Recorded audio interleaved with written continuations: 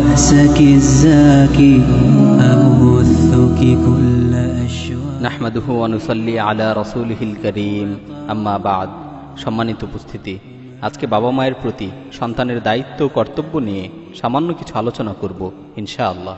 প্রিয় উপস্থিতি, আজকের আলোচনার শুরুতেই আমি আমার সেই স্নেহময়ী মায়ের প্রতি কৃতজ্ঞতা জ্ঞাপন করে কিছু কথা বলছি।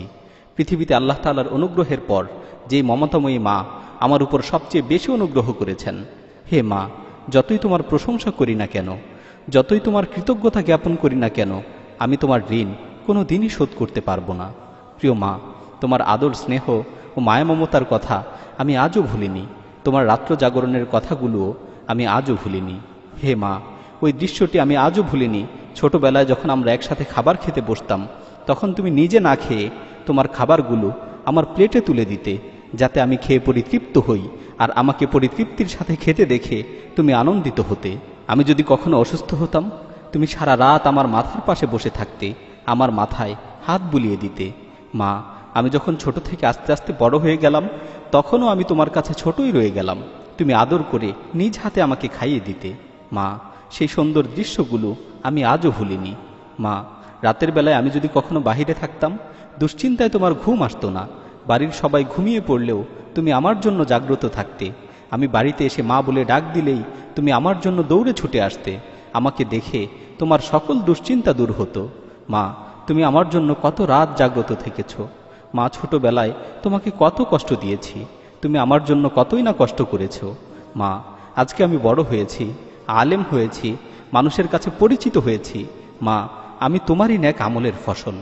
মা, আমি জানি তোমার এই ঋণ আমি কোনো দিনই শোধ করতে পারবো না, তবে আল্লাহ তাআলার কাছে দোয়া করি আল্লাহ তাআলা যেন তোমাকে উত্তম প্রতিদান দান করেন। প্রিয় বাবা, আলোচনার শুরুতে আপনার প্রতিও কৃতজ্ঞতা জ্ঞাপন করছি, কারণ আপনিও আমাকে আদর্শ মানুষ হিসেবে গড়ে তুলতে অনেক কষ্ট করেছেন, অনেক পরিশ্রম করে আমাদের জন্য অর্থ উপার্জন করেছেন। অভাব কি জিনিস কখনো আমাদের বুঝতে দেননি। ঈদের দিনে নিজে পুরাতন কাপড় পরিধান করে আমাদের জন্য নতুন কাপড়ের ব্যবস্থা করেছেন, যাতে আমরা আনন্দের সাথে ঈদ উদযাপন করতে পারি। আমাদের মুখে হাসি ফোটানোর জন্য আপনি কতই না কষ্ট করেছেন। প্রিয় বাবা, দোয়া করি আল্লাহ তাআলা যেন আপনাকেও উত্তম প্রতিদান দান করেন। প্রিয় উপস্থিতি, সন্তানের জন্য বাবা মা হচ্ছে এক মূল্যবান সম্পদ। বাবা মায়ের মর্ম শুধুমাত্র তারাই বুঝে যাদের বাবা মা পৃথিবীতে বেঁচে নেই। আমি আজ খুবই আশ্চর্যান্বিত হই যখন শুনি সন্তান পিতামাতার সাথে খারাপ ব্যবহার করছে, সন্তান পিতামাতার অবাধ্যতা করছে। একজন মানুষ পিতামাতার সাথে কিভাবে খারাপ ব্যবহার করতে পারে, অথচ আল্লাহ তাআলা ৭ আসমানের উপর থেকে পিতামাতার সাথে সদাচার করার ফয়সালা করেছেন। আল্লাহ তাআলা পবিত্র কালামে মাজিদে দ্ব্যর্থহীন ভাষায় ঘোষণা করছেন, ওয়াকাদা রাব্বুকা আল্লা তা'বুদু ইল্লা ইয়্যাহু ওয়া বিল ওয়ালিদাইনি ইহসানা। তোমাদের রব তোমাদের ব্যাপারে ফয়সালা করেছেন যে তোমরা শুধুমাত্র তারই ইবাদত করবে এবং পিতামাতার সাথে সদাচার করবে। উল্লিখিত আয়াতে আল্লাহ তাআলা তার ইবাদতের পরেই মা বাবার খেদমত করার ফয়সালা করেছেন। তারপর আল্লাহ তাআলা আরও বলছেন, ইম্মা ইয়াবলুগান্না ইনদাকাল কিবারা আহাদুহুমা আও কিলাহুমা ফালা তাকুল লাহুমা উফফিন ওয়ালা তানহারহুমা ওয়া কুল লাহুমা কাওলান কারীমা। তোমার জীবদ্দশায় তাদের মধ্য থেকে কেউ অথবা তারা উভয়ই যদি বার্ধক্যে উপনীত হয়, তাহলে কখনো বিরক্ত হয়ে তাদের ক্ষেত্রে উফ শব্দটি উচ্চারণ করো না এবং তাদেরকে ধমক দিও না। তাদের সাথে নরম সুরে নম্র ভাষায় কথা বলো। ওয়াখফিদ লাহুমা জানাহা যুল্লি মিনার রাহমাহ ওয়া কুর রাব্বিরহামহুমা কামা রাব্বায়ানি সাগীরা। তুমি তোমার ভালোবাসার চাদরকে তাদের জন্য বিছিয়ে দাও এবং তাদের জন্য প্রার্থনা করে বলো, হে আমার প্রতিপালক, আপনি আমার পিতামাতার প্রতি অনুগ্রহ করুন যেভাবে শিশুকালে তারা আমার প্রতি অনুগ্রহ করেছিলেন।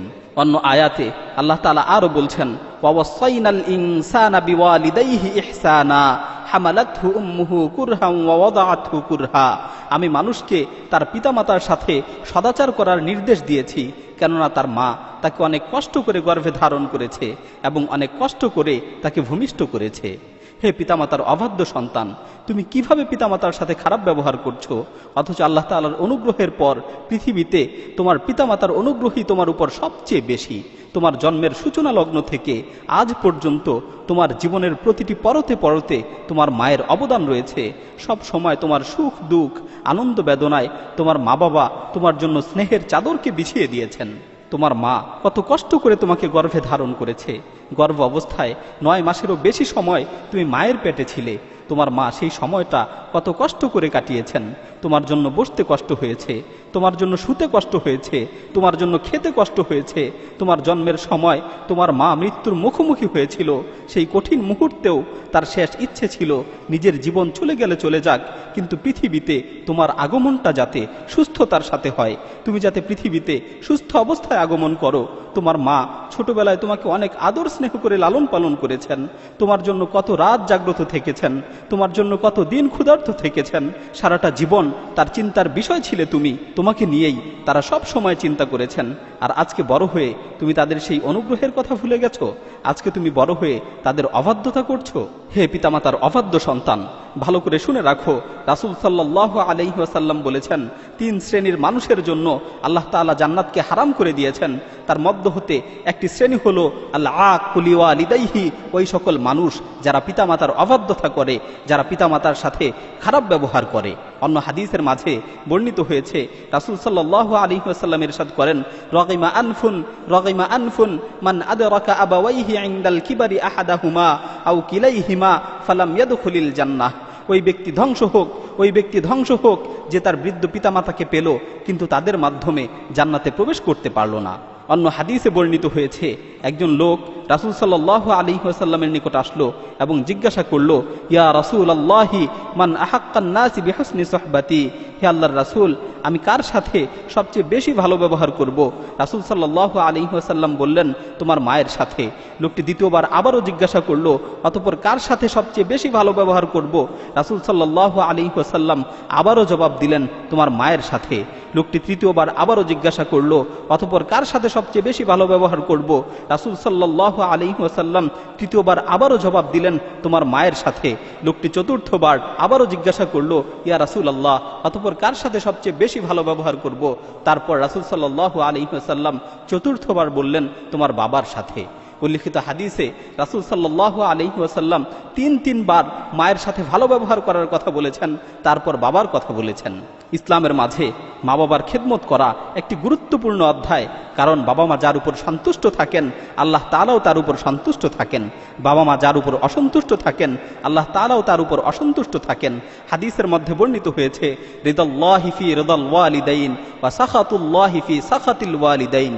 বাবা মায়ের সন্তুষ্টির মাঝেই আল্লাহ তাআলার সন্তুষ্টি নিহিত আছে, আর বাবা মায়ের অসন্তুষ্টির মাঝেই আল্লাহ তাআলার অসন্তুষ্টি নিহিত আছে।